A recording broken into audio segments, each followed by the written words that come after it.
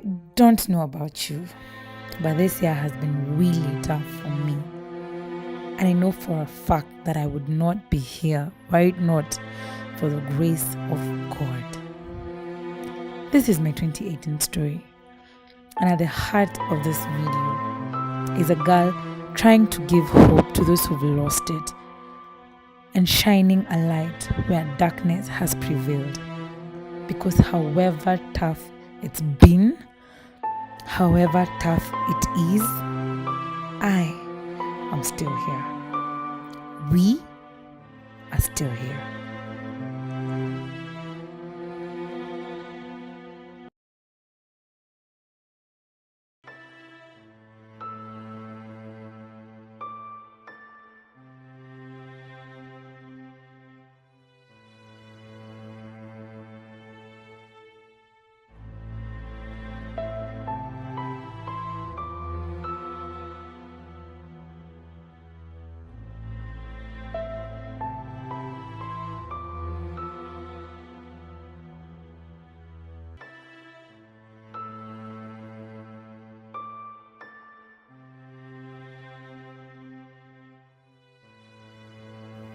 So last year was a beautiful year. I had so much fun. I rose so fast. I got into production in 2016. So in 2017, I rose up the ranks so fast, such that by mid 2017, I was a production manager for a TV series that was airing on one of the biggest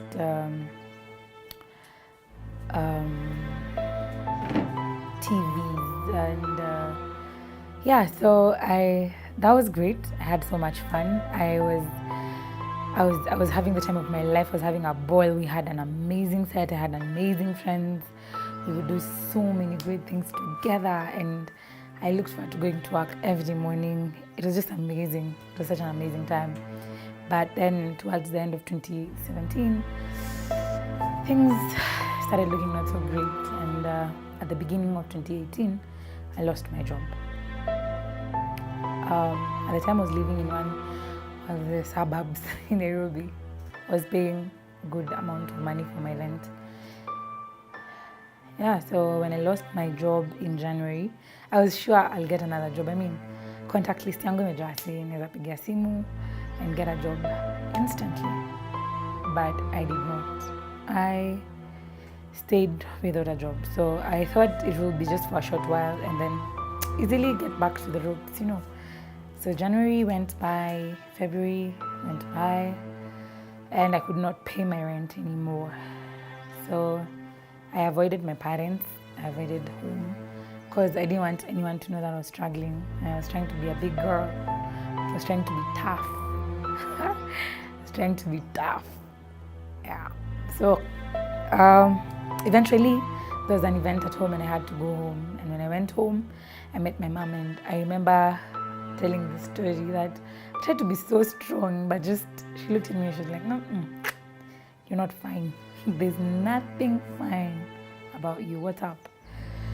After a while I broke down and I told her exactly what was going on. She was so amazed. She didn't understand how I'd stay for 2 months.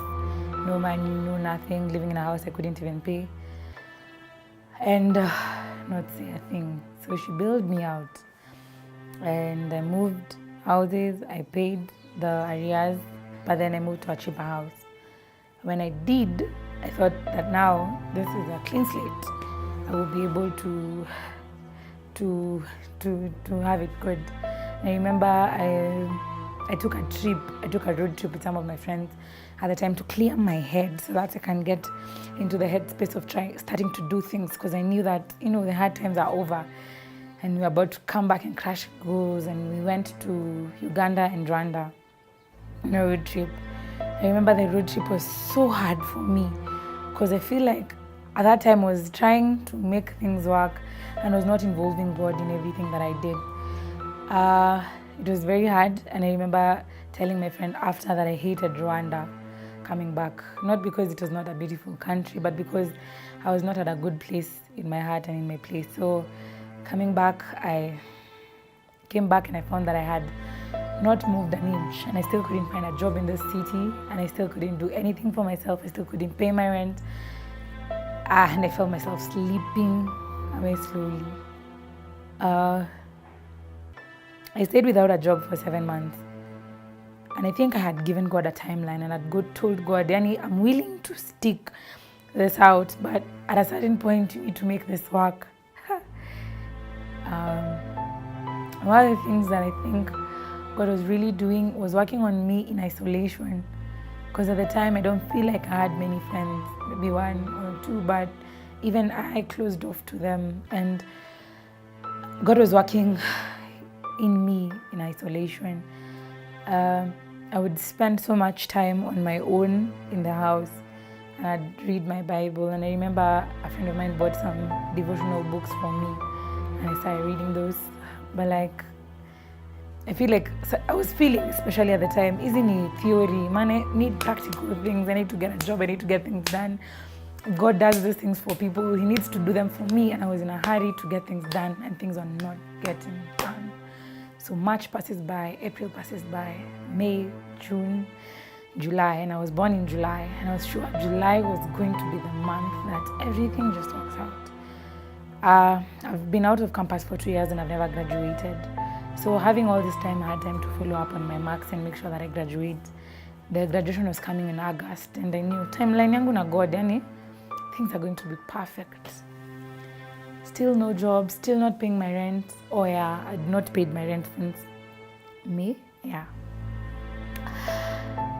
And I remember one day I had finished everything with school, and I was ready to graduate in August, and I went to school, and my marks had been withdrawn as a student in the university that I am in. And I think that was it for me. And I remember walking out and feeling so empty and feeling like nothing was working out for me, and like this was just it, and it was coming to an end, and everything I'd worked for so long had just ended. I had no career, I had no money, I had no education at this point.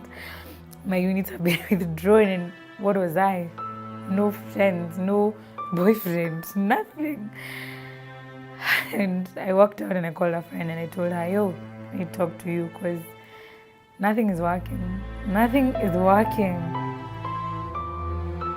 And as I climbed that bridge in KU, I was trying to pass to the other side and take a job to town for the first time in my life. The first time in my life. I thought I could take my life. I thought that if I would jump that bridge and the car would pass me, that would be it.